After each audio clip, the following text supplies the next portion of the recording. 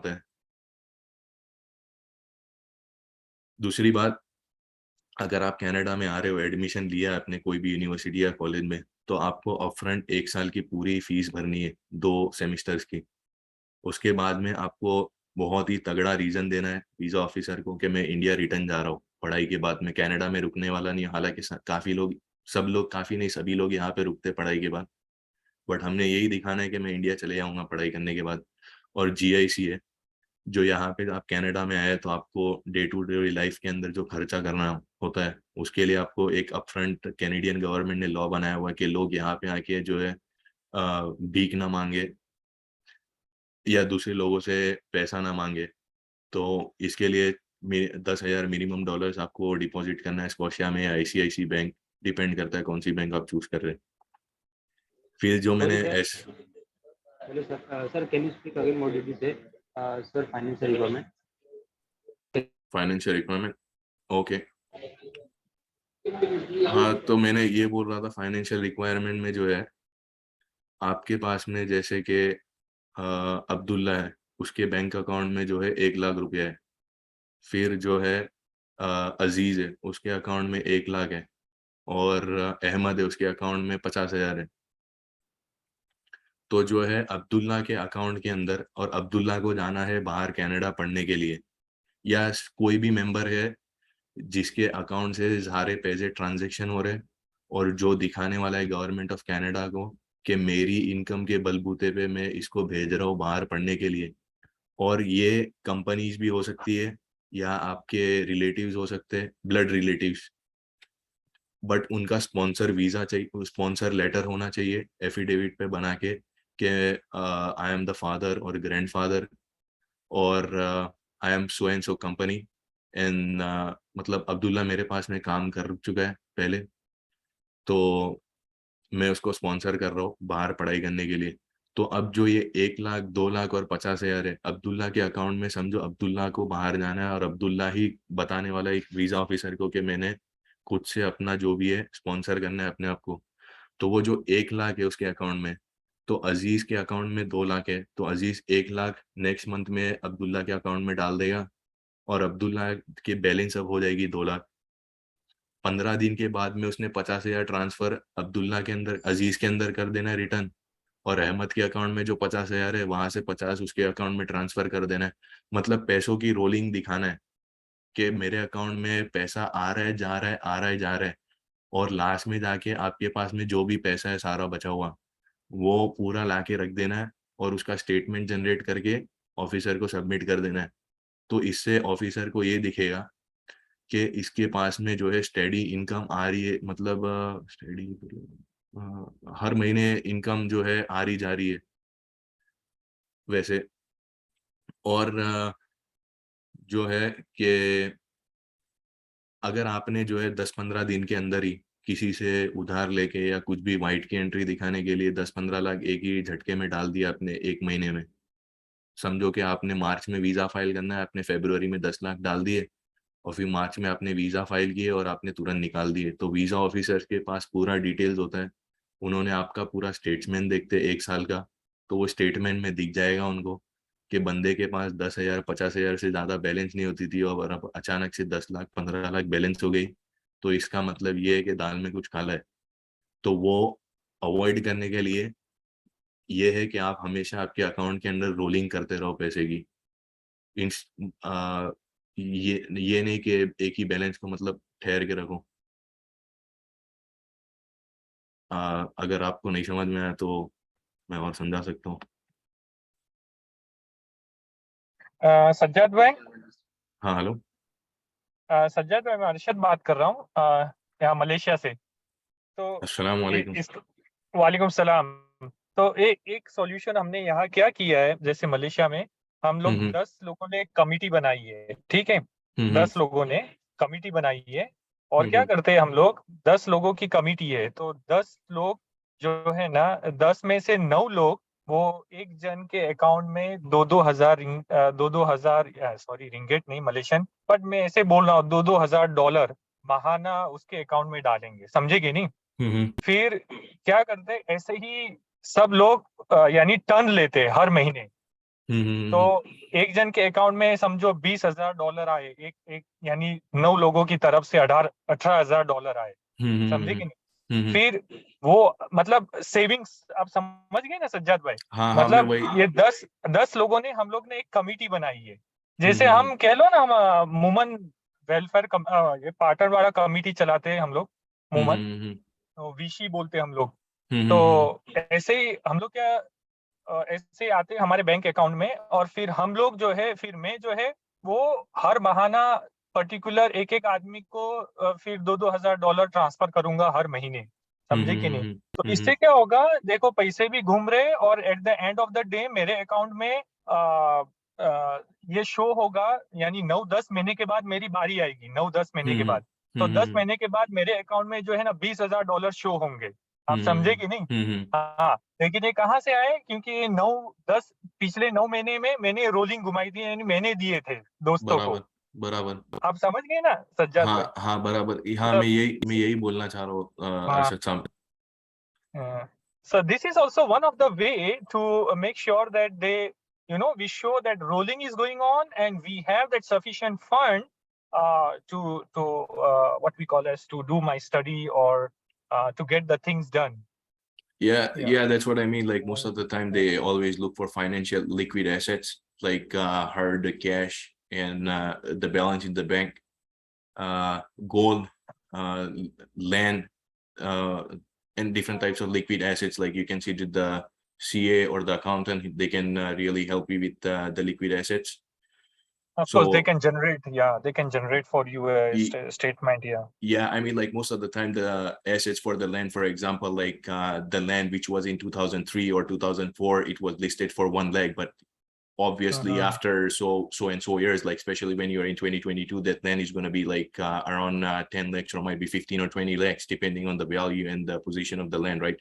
So you can actually get a land estimator or something like that if you don't have like proper financial assets, especially like you are having assets somewhere around like 1 or 2 lakhs. Like you can put up to 1 or 2 lakhs because it's going to be coming like around 1,000 or $1,500, something like that, right? So it doesn't make sense. Yes, exactly. Yeah, so Exactly. like क्या बोले भैया आपने? हिंदी में अगर बोलेगे तो अच्छा, अच्छा रहेगा। तो जो है लैंड एस्टिमेटर होते हैं वो मतलब उनके पास में गवर्नमेंट का जो वैल्यू होता है, तो वो हिसाब से आपकी लैंड का जो है प्रॉपर प्राइसिंग टाइम के हिसाब से वो करके देगा आपको सर्टिफिकेट बना के। तो वो आपकी सर्टिफिकेट के बेसिस पे सीए ने आपका नेटवर्थ सर्टिफिकेट बना के दे देना है। तो वो हिसाब से आपकी नेटवर्थ जो पहले 2 लाख थी वो हो सकता है 15-20 लाख या 30 लाख हो जाए। At the end of the day Canadian government को ये आपने दिखाना है, फाइनेंशियल रिक्वायरमेंट का बेसिस ये है कि आपने 1 साल की पढ़ाई की जो आपने फीस भर दी है, बट 1 साल और आपको फीस भरनी है और 1 साल आपको और कनाडा में रहना है। तो आपको बेसिकली इतना फंड दिखाना है कैनेडियन गवर्नमेंट को कि आपने 1 साल की और फीस भी भर सकते हो, आपके पास जो कनाडा में रह रहे हो उसका खर्चा भी उठा सकते हो आप, और आपकी जो इंडिया के अंदर फैमिली है तो वो फैमिली को भी आप अफोर्ड कर सकते हो। बस इतना फंड दिखा दिया आपने तो इंशाल्लाह मेरे हिसाब से कोई प्रॉब्लम नहीं होगा आपको फाइनेंशियल रिक्वायरमेंट में। अगर किसी को इसके जीआईसी अंदर क्या और है? क्वेश्चन है। जीआईसी क्या है? GIC sir? जीआईसी जो है कनाडा के अंदर आप रह रहे हो तो 1 साल का आपको खर्चा दिखाना, मतलब ये कैनेडियन गवर्नमेंट फ्रीज कर लेती है, और हर महीने डिफरेंट बैंक्स का डिफरेंट प्रोटोकॉल है। जैसे कि सीआईबी है, वो सीआईबी का असल में मेरा अकाउंट नहीं है, मैं देख रहा हूँ। अगर माज माज माज ऑनलाइन है तुम? हाँ सज्जाद, वो ऑनलाइन हूँ। तो माज भाई मैं ये बोल रहा था कि जीआईसी का सीआईबीसी का अगर तुझे आइडिया हो तो बता सकता है। 10,000 देखो, CIBC कैसा ऑप्शन देता है कि आपको $10,000 डालना है इंडिया से कनाडा आने से पहले, वीजा फाइलिंग होने से पहले, और उनका पे आउट रहता है हर 40 डेज में $1,000 आपके अकाउंट में रिटर्न आते हैं, और फिर हर महीने थोड़ा थोड़ा इंटरेस्ट आता है। वो हमारे कुछ काम का नहीं है, बट वो इंटरेस्ट भी साथ में देते रहते हैं। अब इसमें अलग अलग बैंक का अलग अलग प्लान होता है। स्कॉशिया बैंक हर महीने पे आउट करता है, सीआईबीसी हर 40 दिन पे पे आउट करता है। तो डिपेंड करता है कि तुमको कौन सा पे आउट चाहिए। तो प्रैक्टिकली ये एक इस ऐसी चीज है कि आप इन्वेस्ट कर रहे हो ताकि आपके बच्चे को या तो जो भी आ रहा है यहाँ पे उसका फाइनेंशियल नीड्स पूरा हो जाए। हफ्ता महीना महीना अगर वो नहीं भी कमाता है तो एटलीस्ट जीआईसी की जो अमाउंट आती है उससे उसका महीने का गुजारा हो जाएगा, कुछ भी काम अगर नहीं भी मिला तो।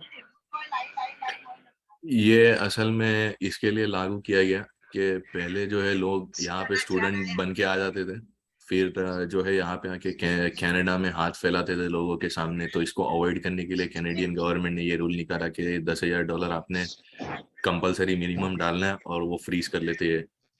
फिर हर महीने आपका पैसा कहीं जाने वाला नहीं है, ये आपको पूरा पैसा रिटर्न मिलता है। बट जो है कनाडा में आने के बाद में ये पूरा खुलता है।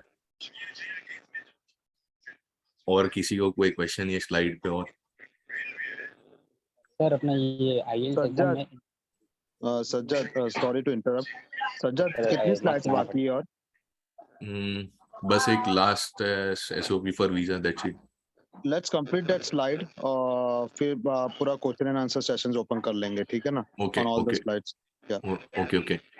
तो अभी जो है एसओपी स्टेटमेंट ऑफ पर्पस मैंने बताया आपको, फिर से अलग से एक लिखना है वीजा के लिए। तो सबसे मेन जो गोल है यहाँ पे, आपको ये एक वीजा ऑफिसर है वो बैठा हुआ है आपका वीजा लगाने के लिए। तो बस उसको ये कन्विंस करना है कि भाई मैं कनाडा में सिर्फ और सिर्फ पढ़ाई करने आ रहा हूँ, ना काम करने आ रहा हूँ, ना कुछ नहीं। हालांकि इन्होंने रूल बनाया हुआ है कि 20 घंटे पार्ट टाइम आप काम कर सकते हो, और जो है आप पढ़ाई के बाद में आपको 3 साल का वर्क परमिट मिलता है, 2 साल की पढ़ाई के बाद, और 1 साल की पढ़ाई के बाद 1 साल का वर्क परमिट मिलता है। तो कैनेडियन गवर्नमेंट के लॉज है, फिर भी आपको कन्विंस करना है कि वीजा ऑफिसर को कि मैंने पढ़ाई के बाद में कंपलसरी इंडिया चले जाने वाला हूँ। आप कैसे कन्विंस करेंगे?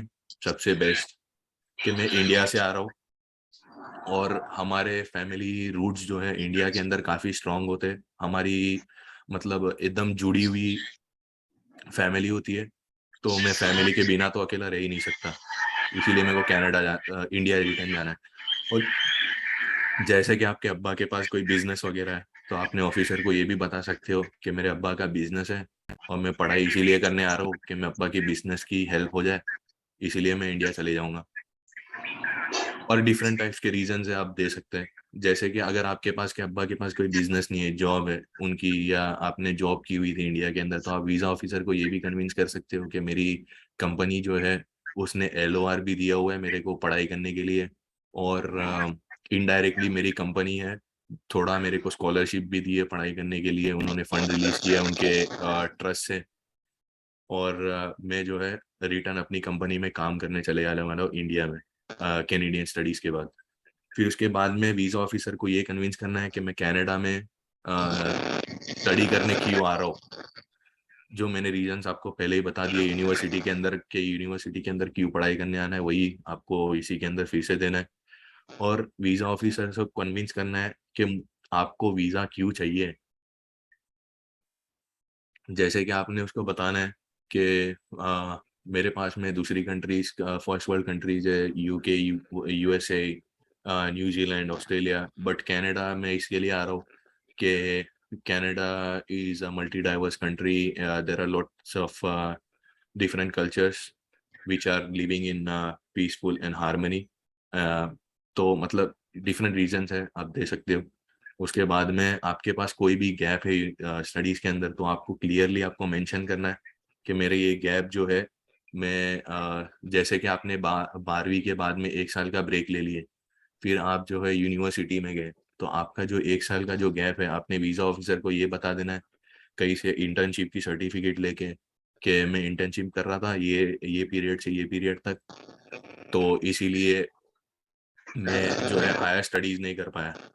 या तो आप ये भी बोल सकते हो कि मैं अपनी ट्राई कर रहा था मेडिकल स्टडीज के लिए, बट मैं वहाँ पे जो है क्लियर आउट नहीं हो गया, बट मैंने जो है फेलियर को लेके बैठा नहीं रहा, बट के मैंने इंजीनियरिंग कंप्लीट कर ली उसके बाद में।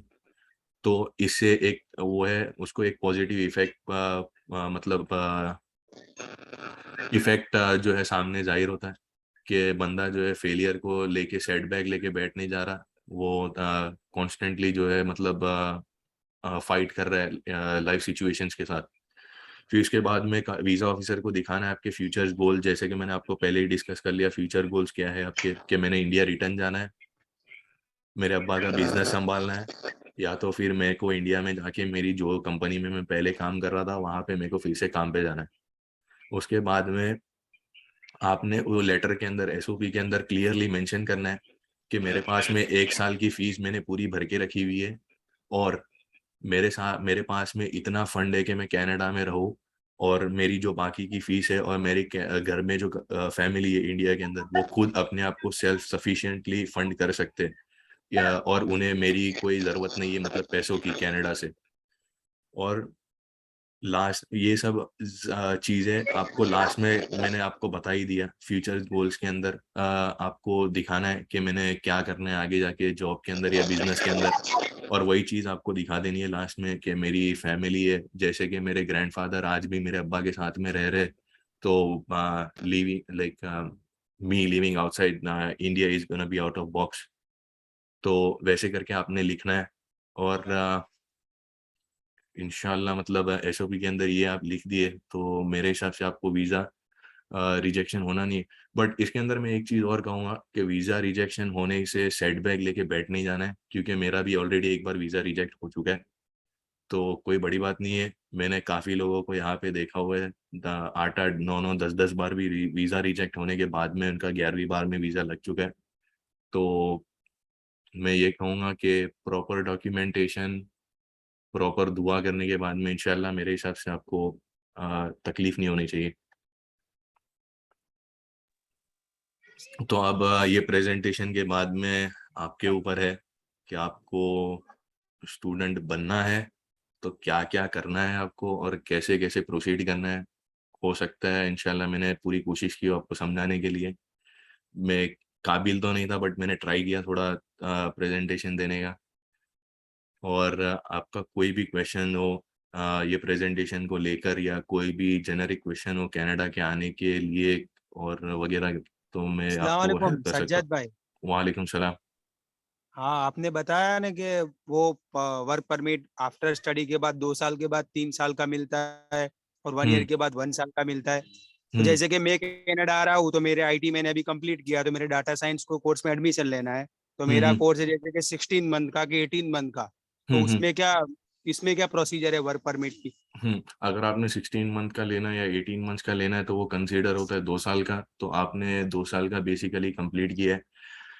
अगर आपका 12 महीने के ऊपर कोई 16 मंथ्स के ऊपर जो भी कोर्स जा रहा है, वो यहाँ हाँ। पे कनाडा में दे consider as 2 year course. So you will definitely will be eligible for 3 years open work permit. अगर आपने 1 और साल का किया या 12 महीने का, तो वो हिसाब से आपको टाइम पीरियड 16 मंथ्स के नीचे आपने जितने भी महीने किए, तो वो हिसाब से कैनेडियन गवर्नमेंट आपको वर्क परमिट देगी। और सज्जाद भाई, एसडीएस और नॉन एसडीएस कैटेगरी वीजा का थोड़ा समझाओ ना। एसडीएस कैटेगरीज और नॉन एसडीएस कैटेगरीज आज के टाइम पे तो दोनों एक ही हो गया है, और मैंने कई बार ये सुना है कि एसडीएस की प्रोसेसिंग टाइमिंग्स काफ़ी ज़्यादा हो चुकी है as compared to non SDS. और SDS category basically it's specifically designed portfolio for international students to apply for Canadian visa, and non-SDS is basically you are applying with the general population such as workforce, skilled laborers or tourists. So मतलब SDS जो है सिर्फ students के लिए, और non SDS जो है general लोग जैसे कि कनाडा आ रहे, जैसे टूरिस्ट बन के आ रहे या काम करने के लिए आ रहे वैसे।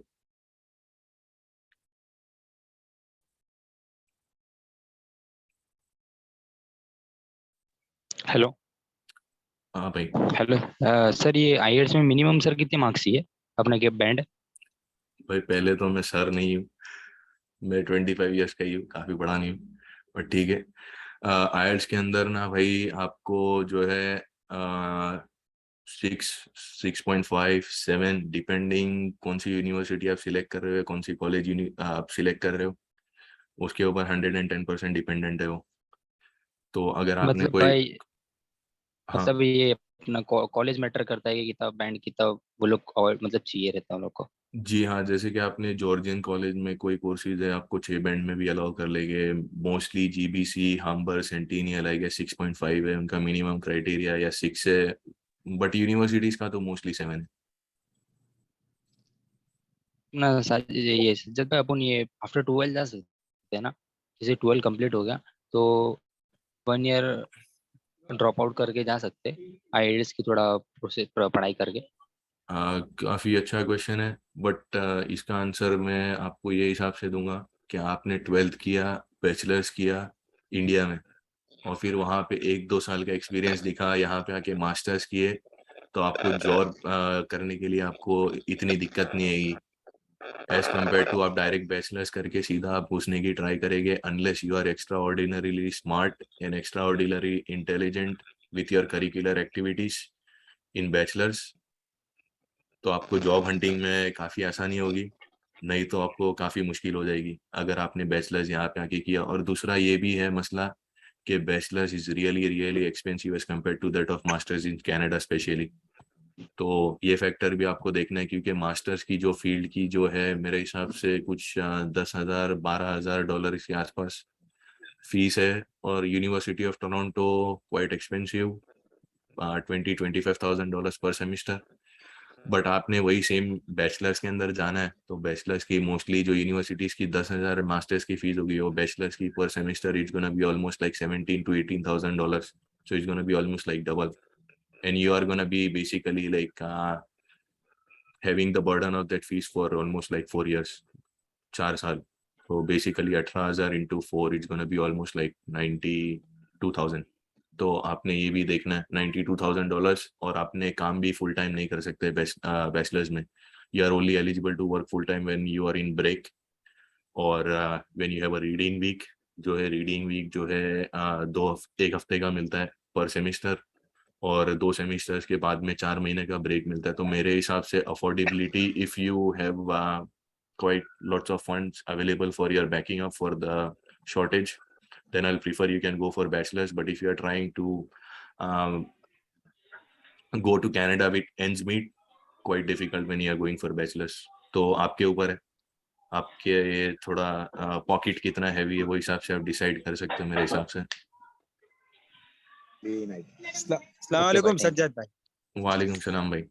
अभी मैंने आपको क्वेश्चन करा था ना, वही भाई बोलता हूँ। अभी एक मेरा फ्रेंड है, उसके यानी उसने एमसीए कंप्लीट किया है, उसको एमबीए कंप्लीट किया है, और अभी 12 इयर्स का आईटी इंडस्ट्री में एक्सपीरियंस है, सीनियर सॉफ्टवेयर डेवलपर। तो वो एज अ वर्क परमिट पे कैसे आ सकता है कनाडा में? एज अ वर्क परमिट अगर उसको आना है डायरेक्टली, तो उसके लिए डिफरेंट प्रोसेसेस है। एलएमआई डायरेक्ट है, स्किल ट्रेड्स करके एक स्ट्रीम होती है पीआर के लिए, but it's gonna be like a lucky draw.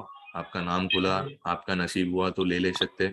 और कंपनी इतना विलिंग होना चाहिए कैनेडियन गवर्नमेंट को दिखाने के लिए कि ये बंदा ही मेरे को चाहिए। बट एलएमआई का मेरे को प्रोसेस का कोई आइडिया नहीं है, और मेरा जो भी रिलेशन है वो स्टडीज से ही है, क्योंकि मैं वो रूट से आया हूँ। तो एलएमआई का और जो है डायरेक्ट वर्क परमिट का मैं मतलब राइट पर्सन नहीं अप्रोच करने के अल से।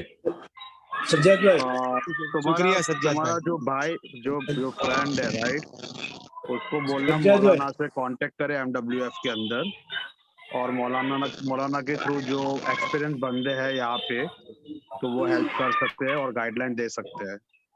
ठीक है, तो मौलाना से कांटेक्ट करना, मौलाना किसी न किसी से मेरा बात करवा लेंगे। सज्जाद भाई, हेलो। हाँ भाई, हाँ भाई। सज्जाद भाई, मैं ईशाक बत्रा बोल रहा हूँ।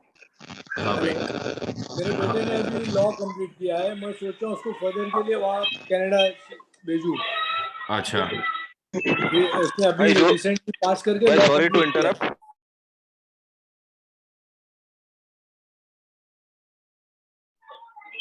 हेलो हेलो जी सज्जाद भाई, हेलो हेलो हेलो। हाँ सज्जाद भाई। हाँ भाई। जी, अभी उसने 12 प्लस 5 years वाला लॉ किया उसने। बराबर। तो अब उसको मैं सोचता हूँ कि फर्दर के लिए वहाँ भेज दूँ कनाडा, ताकि उधर ही PR VR सब हो जाए उसका। बराबर। तो लॉयर का जो है भाई, पहले तो मेरे को इतना आइडिया नहीं है कि लॉ जी, इंडिया जी। में करके जो है कनाडा के अंदर लॉ कैसे किया जाए, क्योंकि कनाडा और स्टेट्स हालांकि दोनों भी नेबरिंग कंट्रीज है और मोस्टली वहाँ के लॉज काफी सेम है। But still you if you have studied law, मतलब आपने जो है लॉ कनाडा से किया हुआ है, तो आप यूएस के अंदर प्रैक्टिस नहीं कर सकते अनलेस कि आपने यूएस की भी एग्जाम क्लियर की हुई हो।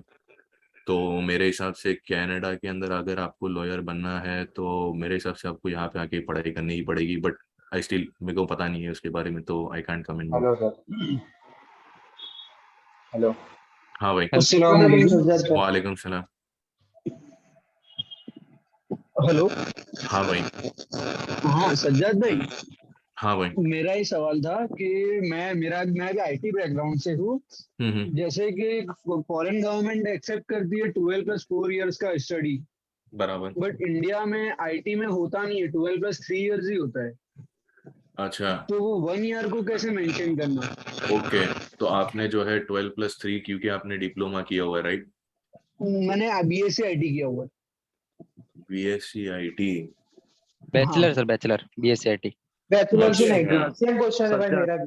Sajjad let me take that question. तो ओके। भाई तुमने जो किया है ना वो BSc IT किया हुआ है, बैचलर्स का तुमने को अपना बैचलर्स ऑफ इंजीनियरिंग का कोर्स नहीं किया हुआ है। तो जो हाँ तुमने कोर्स किया है ना वो 3 साल का कोर्स है, राइट? तो हाँ तुमने सर। किया है 12+3 इयर्स का कोर्स, वो 15 इयर्स हो हाँ जाता है। जब आप इंजीनियरिंग हाँ करते हो बैचलर्स ऑफ IT के अंदर, तो वो होता है हाँ तुम्हारा 12+4 16 इयर्स, ठीक है? हाँ तो अभी तुमको क्या करना चाहिए, अगर तुमको करना है तो एक तरीका ये है कवर करने के लिए कि तुम MCA कोर्स कर सकते हो, जो masters of computer applications course होता है। अगर तुम्हें हाँ इंडिया में ही करना है और इंडिया के थ्रू ही आना है यहाँ पे कंपनी के थ्रू, तो वो हाँ। कोर्स आप खत्म करोगे ना तो you will become eligible same as bachelor of engineering 12+4। Okay. तो एक वो रास्ता है जिसके थ्रू तुम एजुकेशन कर सकते हो, ठीक है? और तुम्हारा हाँ। जो एलिजिबिलिटी है, राइट, वो तुम मीट कर सकते हो, ओके। ठीक है? तो वो एक सज्जाद भाई तरीका ने है। एक और बात, भाई हाँ, सज्जाद भाई ने एक और बात की है कि कुछ यूनिवर्सिटीज एक्सेप्ट करती है 15 इयर्स में। हाँ, तो भाई जो यूनिवर्सिटीज आपको अगर एक्सेप्ट करती है वो यूनिवर्सिटीज नहीं होती, वो कॉलेजेस होती है। और Correct. यूनिवर्सिटीज अच्छा। के 100% जो है कोई कोर्सेज है जिसके अंदर आपको एक्सेप्टेंस मिल सकता है, रेयर हाँ। केसेस है। But most of the time university will be always asking for 12+4। और ओके। और एक मैं वीजा रिजेक्शन का जो है, मैं एक पॉइंट ऐड करना चाहूंगा जो माज भाई ने मेरे को अभी व्हाट्सएप पे मैसेज किया, कि कई बार वीजा रिजेक्शन इसके लिए भी होता है कि जैसे कि आपने जो है मैकेनिकल इंजीनियरिंग की हुई है और फिर ऑल ऑफ अ सडन आपके पास में कोई पास्ट एक्सपीरियंस भी नहीं है इंफॉर्मेशन टेक्नोलॉजी या कोडिंग या कंप्यूटर इंजीनियरिंग रिलेटेड, और आपने सीधा स्विच कर देना है, कैनेडियन गवर्नमेंट को ये दिखा देना है कि भाई मैंने डेटा साइंस में जाना है, बस ऐसे ही आपने मैकेनिकल करके जो है उठ के आ जाना है कि मेरे को डेटा साइंस करना है, तो आपको 110% वीजा ऑफिसर जो है आपका वीजा रिजेक्ट कर देगा, अनलेस कि आपने मैकेनिकल किया और 2 साल आपने डेटा एनालिटिक्स में काम किया हुआ है या डेटा साइंस की कोई भी फील्ड्स के रिलेटेड में इंडिया में काम किया हुआ है, और वो रिलेशन से आप डेटा साइंस के अंदर एक्सेल करना चाह रहे हो, तो वो डिफरेंट सिनेरियो है। तो ये एक चीज आप ध्यान में रखें। ठीक है भाई, लास्ट क्वेश्चन। हेलो। हाँ हाँ भाई। हाँ भाई। हाँ भाई, लास्ट क्वेश्चन। आपने बोले स्टडी गैप, तो वो अगर स्टडी गैप 9-10 का हुआ हो या 11-12 के बीच में, तो वो भी उनको मेंशन करना पड़ता है वहां पर? हाँ, जितना भी आपने गैप लिया हुआ है तो वो आप मेंशन अच्छा। करिए। एंड अगर जैसे कि 9th या 10th या 12th कोई प्राइवेट दी हो, तो उसका भी कोई रीजन बताना पड़ता है या उससे कोई मतलब नहीं होता? नहीं, उसका कोई मसला ही नहीं है, यहाँ पे प्राइवेट अच्छा। आपने की हुई तो कोई मसला ही नहीं। अच्छा, और सर ये स्टडी यहाँ के पे बीच में हुआ हो तो बताना पड़ेगा? हाँ, स्टडी के बीच में किया हुआ तो आपको दिखाना पड़ेगा, because here no one cares even if you are doing in private institution और नथिंग, सो कोई मसला ही नहीं है, ओके। क्योंकि यहाँ पे काफी थैंक लोग होम स्कूलिंग भी करते हैं। Okay okay, thank you. Sir जैसे कि 12 के बाद अपन ने 1 ईयर ड्रॉप कर दिया, उसके बाद अपन वो मतलब 1 ईयर में आईएलटीएस का सब उसका प्रोसेस करेगी, तो उसके बाद उसमें अपने वो वीजा में लिखना पड़ेगा कि मैंने ड्रॉप किया, तो क्या रीजन क्या लिखना पड़ेगा सर इसमें फिर? सबसे बेस्ट है, मैंने आपको बताया कि आप कोई भी मोमन भाई है जिसकी कंपनी है, कोई भी छोटी लेथ मशीन की, अगर मैकेनिकल से हो या किसी की आईटी की कंपनी है, आपने वहां से बोगस लेटर बना लेना है।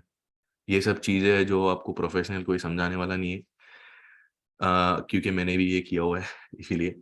तो जो है आपने लेटर बना लेना है, बट लेटर बना के बाद में आपने जो भी जॉब टाइटल डालना है तो उसके बारे में आपको इन्फॉर्मेशन होना चाहिए। इसका मतलब ये भी नहीं है कि आप बस आपने जॉब टाइटल डाल दिया वो लेटर के अंदर और आपको कुछ पता भी नहीं है ABCD के वो जॉब के अंदर क्या हो रहा है, क्योंकि 1 साल से आप वो जॉब के अंदर काम कर रहे हो, तो एटलीस्ट आपको बेसिक फंडामेंटल्स तो आपको क्लियर होना चाहिए जॉब के रिस्पॉन्सिबिलिटीज। और जो 1 साल का जो गैप है, तो आपने या तो इंटर्नशिप में दिखा सकते हो आप, या तो आप फुल टाइम जॉब दिखा सकते हो। और फुल टाइम जॉब अगर आप दिखा भी रहे हो तो थोड़ा होशियारी के साथ में आपको चीटिंग करना है। इसका मतलब ये नहीं है कि बस आँख बंद करके चीटिंग कर ली और पकड़ा गए। थोड़ा स्मार्टनेस करना है।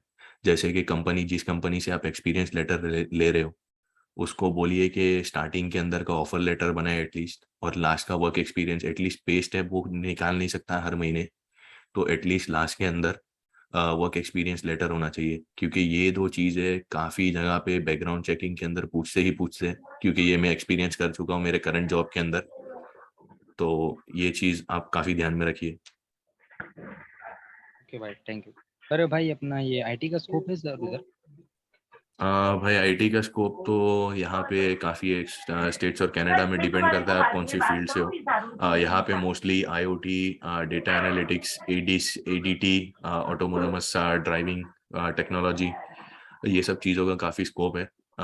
तो मेरे को पता नहीं आप प्रॉपर स्पेसिफिकली कौन सी IT से जाने का कह रहे हो तो।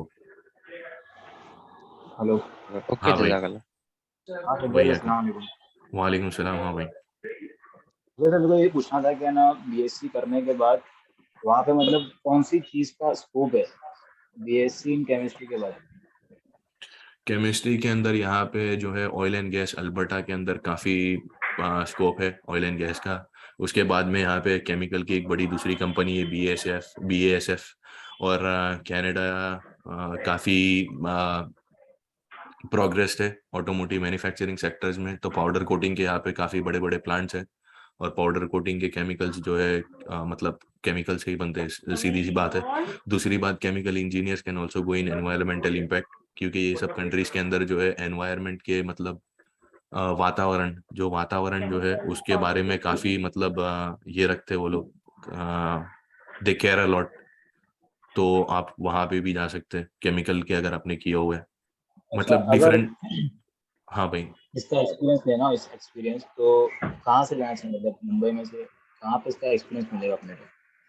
जैसे कि भाई केमिकल अपना, जैसे आपने बताया ना लेग मशीन का, अगर आपको वो सर्टिफिकेट बनाना हो, सर्टिफिकेट तो अपन मतलब बना सकते हैं इसकी। तो वैसे अगर भाई अब केमिकल इसके करना, बारे में तो मुझे आइडिया नहीं है। आप आई एम सॉरी, आप थोड़ा गलत इंसान से क्वेश्चन पूछ रहे हैं ये चीज़ का एल से। सज्जाद, खाली एक बार वो 20 आवर्स का क्लियर कर दे भाई। जो 40 आवर्स का जो लिमिट दी है वो एग्जिस्टिंग जो ऑलरेडी कनाडा में सिर्फ उनके लिए 1 साल के लिए उन लोग ने लेबर शॉर्टेज उसके लिए की है। जो नवे आएंगे उनके लिए 20 घंटे ही रहेंगे।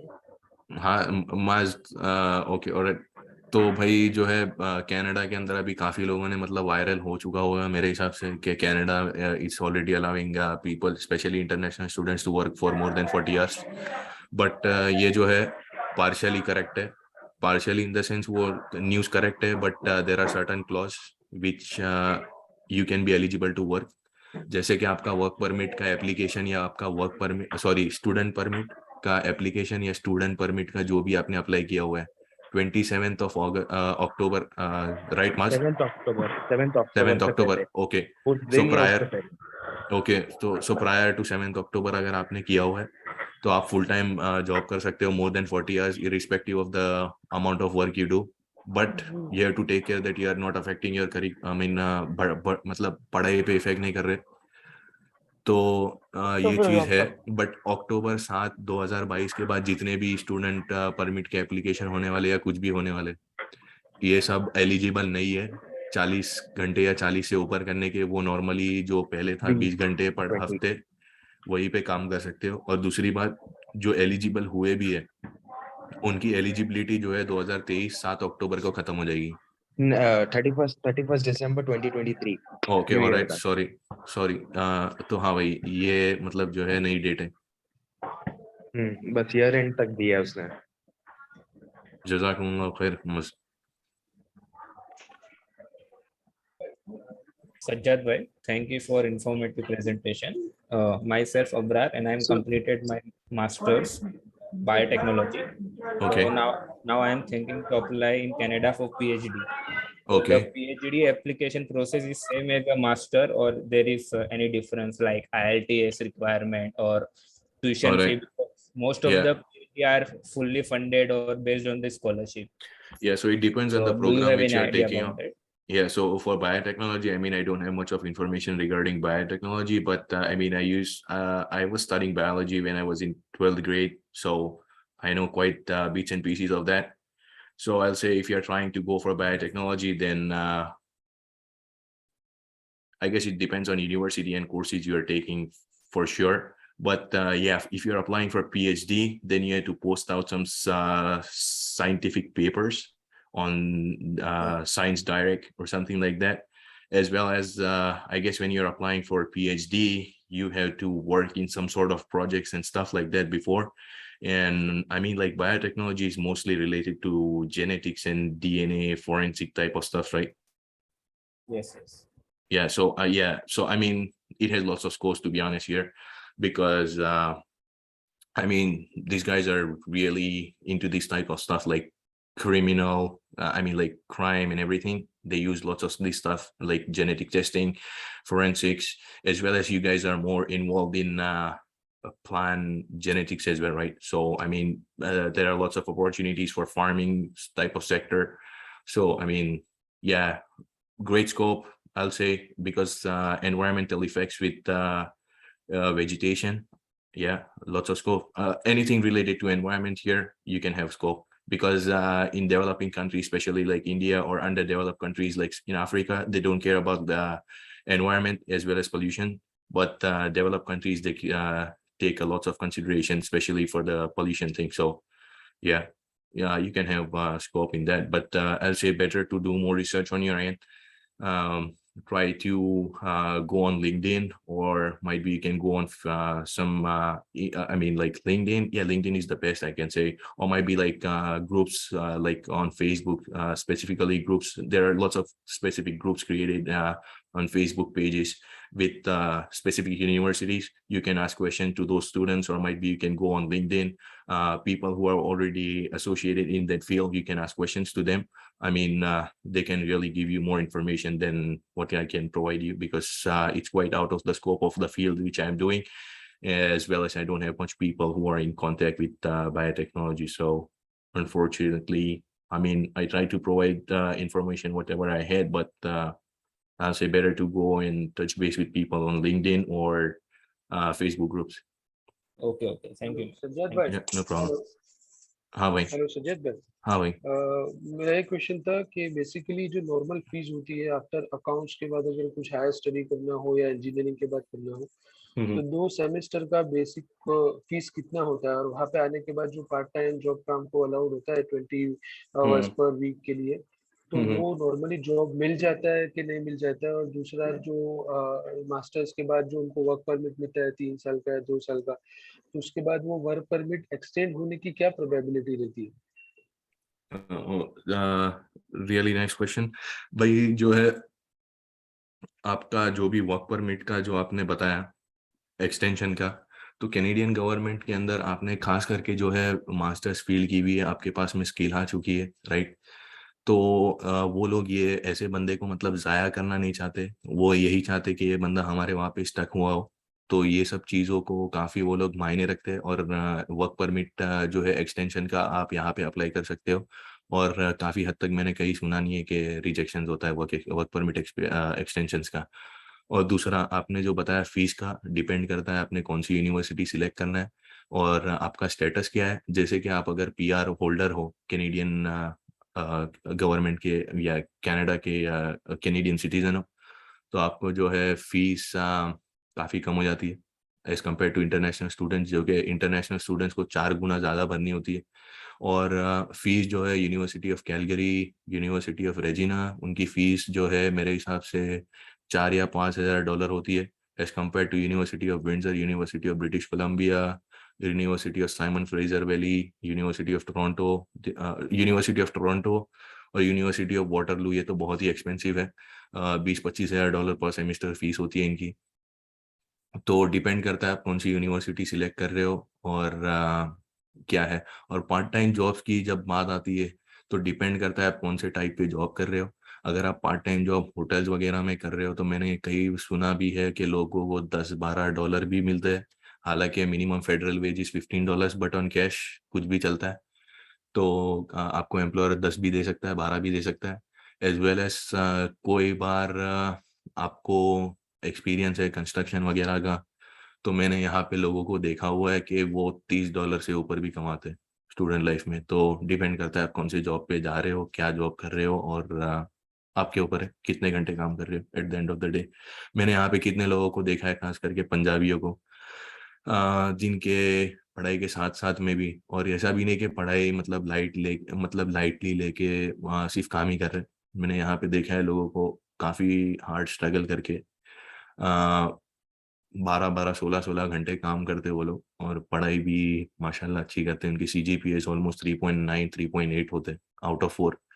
तो डिपेंड करता है आप कितने मतलब हार्ड वर्किंग हो, आपके पास कितना जज्बा है और क्या काम कर रहे हो, वो भी डिपेंड करता है at the end of day. और नसीब भी बहुत इंपॉर्टेंट फैक्टर है वो तो, हमारे को भरोसा रखना ही है अल्लाह के ऊपर। तो ये सब चीज़ है। होप मैंने आपका आंसर दे दिया हो पूरा सारे क्वेश्चंस का। जज़ाकुमुल्लाह खैर। भाई मेरा एक क्वेश्चन था। हाँ भाई। हेलो।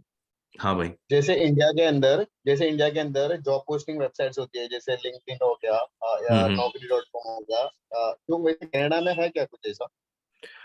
कनाडा के अंदर जो है भाई लिंक्डइन है, इंडीड है, और कनाडा के अंदर मोस्टली जो है रिफरल्स पे ही काम होता है मेरे हिसाब से। और जो है रिक्रूटमेंट एजेंसीज होती है यहाँ पे।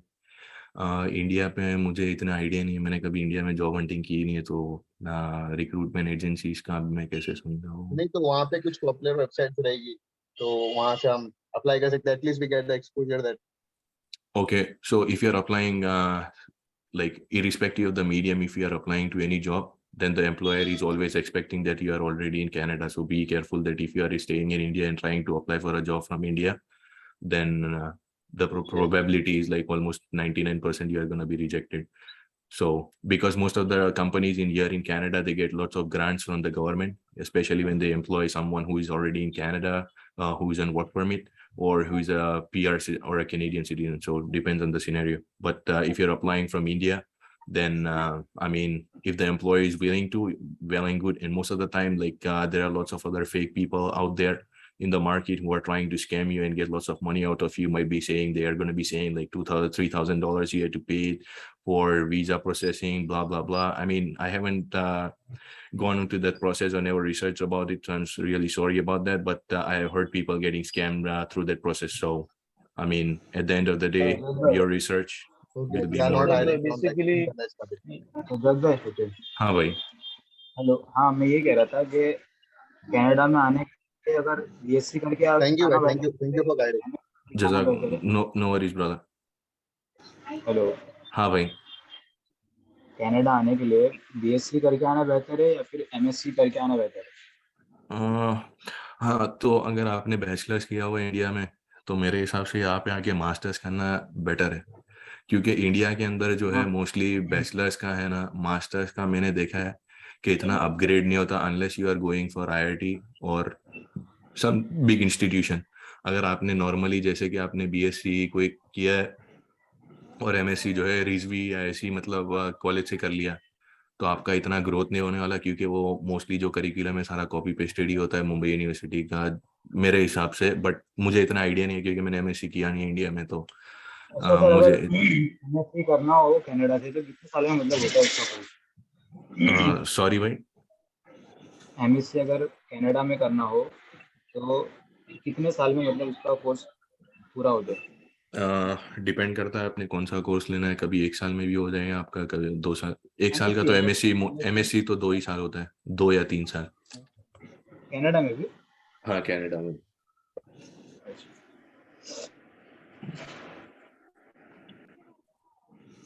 हेलो सज्जद। हाँ भाई। Sujat Kaushik here. Thank you for hosting a wonderful session, first of all. जज़ाकुमुल्लाह Sujat, खैर brother. Sujat, I did Master of Studies well into MBA, finance specialization. To be honest, So, I'm not Sujat, able to hear you at all. Can you please repeat your question? hello. Yeah. Can you please repeat your question? Yeah, actually, I did Master of Management Studies in Okay. finance specialization. Okay. Yes. So I have experience 9 to 10 years. I just want to ask you if there is a possibility with finance field, if there is a requirement or scope over the Canada for the finance guy. Yeah. So first of all, related to finance, there are lots of I am opportunity. 32 years old. Yeah, I am 32 years old. I already experienced 10 years in India in finance and accounts. Yeah, so to be honest, like I don't know more about finance. Like basically what I think about finance is mostly like accounts keeping, or might be on the other hand, like you are going for insurance or something like that, like related to interest, right? Yes. Yeah, so I mean, like, to be honest, I don't know because I am not associated with that type of businesses. But I mean, like overall, there are lots of people here. They can make lots of money, especially when you're going for finance type of jobs. It all at the end of the day depends how you're treating like clients, how is your clientele base, and who you are dealing with. Because I guess for a year, like everything, people they buy insurances and stuff like that. So I mean, finance field is really strong, especially when you're considering for Canada. Okay. No, after see in India we did the post graduation. Still, there is a requirement. Do we do the study for the study after post graduation? Yeah. So basically, if you're trying to enter Canada, there are I'll say 3 types of streams. First, student. Second, the employer is willing to call you, and he is trying to convince the Canadian government that he requires you, because if he doesn't have you, he's not going to be able to operate the business. The third stream is basically there are certain type of draws which Canadian government opens up depending on the requirement and depending on the deficit in the economy for certain job skills. So it's like Canadian skilled trade program. So I mean, you can pick any 3 of those. So I mean, at the end of the day, you are the one who's going to be taking final shot for picking any of those 3. So I guess it's your. ये जो master करने के लिए कोई age limit तो नहीं होती ना? फॉर एग्जांपल अगर किसी ने 33 इयर्स का अभी है भाई, वो तो ऐसा तो नहीं है ना कि ये एज पे मास्टर में नहीं जा सकते हम? एक एज लिमिट होती है, ऐसा कुछ है कि कभी भी मास्टर में एडमिशन ले सकते हैं? भाई पहली बात तो यहाँ पे कनाडा में जो है मोस्टली लोग जो है मास्टर्स काफी बड़ी उम्र के लोग ही करते हैं। जैसे कि 40, कई बार तो मैंने यूनिवर्सिटीज में देखा हुआ है 40-55 इयर्स के ओल्ड के लोगों भी जो है मास्टर्स करते हैं। तो वो जो हमारे इंडिया के अंदर ही जो मतलब एक मेंटालिटी बनी हुई है कि इफ यू आर यूथ और if you are in your adolescence period, you are only eligible to study. But if you go past 40 or if you are in mid-30s, you are not eligible to learn or you are not eligible to attend university. ये बस हमारे जो है south east Asian culture में, खासकर India, Pakistan, Bangladesh में, but यहाँ की कंट्रीज में there is no limit for age. You can be student anytime and whatever age you want. Okay. Sajjad Sajjad wait रुक जाना 5 मिनट के लिए भाई।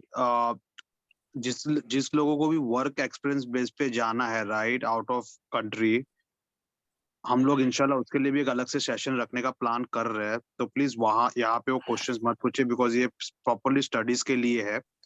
अगर वर्क एक्सपीरियंस बेस पे किसी को जाना है तो इंशाल्लाह जब दूसरा सेशन होगा तो उसमें आप अपने क्वेश्चंस पूछना। और यहाँ पे अभी 2 बज चुका है सुबह का, तो हमें भी इन लोगों को भी आराम करना, फिर फजर का भी टाइम होगा। तो लास्ट 3 क्वेश्चन लेंगे इंशाल्लाह, उसके बाद जिसको भी क्वेश्चन होगा आप MWF ऑफिस टीम को कांटेक्ट करना। मौलाना तौफीक वहां पे है, आपको ईमेल आईडी देंगे, आप जितने भी क्वेश्चन है पूछना, इंशाल्लाह सारे आंसर्स हम देंगे आप लोगों को, ठीक है। Okay. हर एक को Thank you help very much. किया जाएगा। तो लास्ट 3 क्वेश्चंस जिसको भी है प्लीज अपने क्वेश्चन बताइए, इंशाल्लाह बाकी क्वेश्चंस हम ईमेल पे कर लेंगे। अस्सलाम वालेकुम। वालेकुम सलाम। सज्जद भाई, मैं कह रहा था कि अभी लड़का जो है 15th उसका भी 3-4 महीने में पूरा हो रहा है। 15th फाइनल होने के बाद में उसने BSc और उसका केमिस्ट्री का सब्जेक्ट लिया हुआ है। तो अब उसके लिए क्या रास्ता है कि भाई वहां पे 1 साल का कोर्स किया जाए? तो वैसा पॉसिबल है कि वहां जाने के बाद 1 साल कोर्स करने के बाद में मतलब उसका फिनिश हो जाए, ऐसा कुछ है ऑप्शन? आपने बताया कुछ केमिस्ट्री कौन से टाइप का केमिस्ट्री? लैब के अंदर जो परफॉर्म करते हैं जैसे कि फार्मासिस्ट, वैसे टाइप का केमिस्ट्री? क्या मतलब हाँ, केमिस्ट्री कौन सी फील्ड? हाँ जी, वो medical laboratory okay, technician. Alright. तो यहाँ पे काफी स्कोप है फार्मासिस्ट का। जी। तो फार्मासिस्ट में जा सकते हो। और मेरे हिसाब से कैनेडियन हॉस्पिटल्स में कोई कोई इक्विपमेंट्स है जहाँ पे कंपलसरी वो लोग फार्मासिस्ट की डिग्री होनी चाहिए आपके पास ऑपरेट करने के लिए, या पता नहीं, मुझे इतना आइडिया नहीं है, बट मैंने ये सुना है कि MRI के लिए आपके पास में स्पेसिफिक डॉक्टर की डिग्री होनी चाहिए, तभी आप ऑपरेट कर सकते हो। तो डिपेंड मतलब यहाँ पे एक चीज़ है कि जो भी जॉब कर रहे हो आप, तो प्रॉपर स्पेसिफिकेशन और प्रॉपर लाइसेंसिंग का यहाँ पे काफ़ी होता है। तो आई मीन ऐसा नहीं है कि कोई भी फील्ड का यहाँ पे स्कोप नहीं है। जो हमारे इंडिया में कोई लोग जो है मतलब उसकी वैल्यू नहीं करते होंगे, यहाँ पे काफ़ी वैल्यू है। जैसे कि एक सिंपल है जो गार्बेज मतलब कचरा उठाने वाला है हमारे इंडिया में कोई कदर नहीं करता, बट के कनाडा यूनाइटेड स्टेट्स में कई बार जो प्रोडक्शन इंजीनियर नहीं कमाता वो कचरा उठाने वाला कमाता है। तो यहाँ पे वैसा नहीं है, यहाँ पे इक्वालिटी का काफ़ी ध्यान रखते हैं और ब्लू कॉलर जॉब्स को यहाँ पे हकीर मतलब निचला नहीं समझते। अच्छा जी, तो अभी जो इन्होंने कहा भाई ने कि मौलाना तौफीक जो यहाँ पर है इंडिया में, तो उनका नंबर अगर पर्सनल मुझे व्हाट्सअप करना, मैं थोड़ा आसानी से जानता हूँ, तो मैं उनका नंबर अगर मिल सकता है तो मैं उनको व्हाट्सअप के थ्रू से मतलब बातचीत करूँ?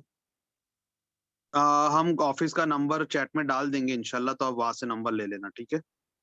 अच्छी बात है, जज़ाकल्लाह। अस्सलाम सज्जद भाई। वालेकुम सलाम। सज्जद भाई, मैं असद बोल रहा हूँ।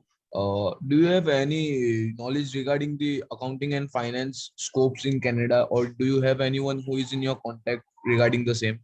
Because I am pursuing ACCA, which is a finance association of certified chartered accountancy, and which is a professional degree, and it is valid in 128 countries.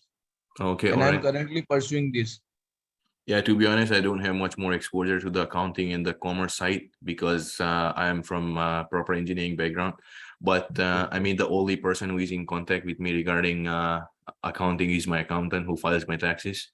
And I know one of my friend, he's actually doing CFA, some sort of like stock marketing, public listing type of thing. So, I mean, like, I am not quite aware of that type of job responsibility or something like that.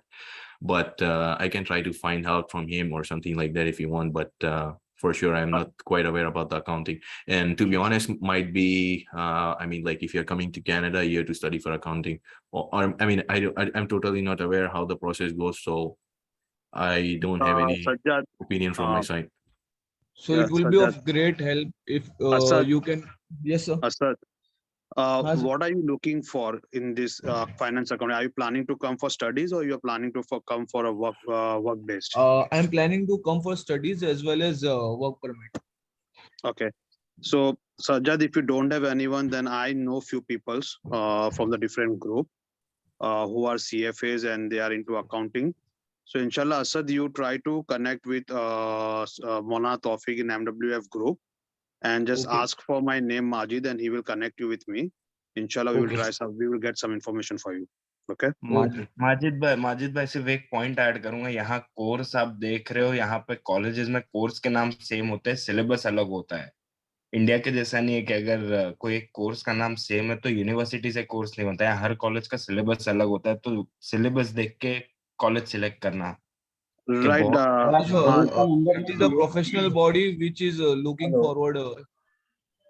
of ACCA. आपने It's text में not दिया like group का number?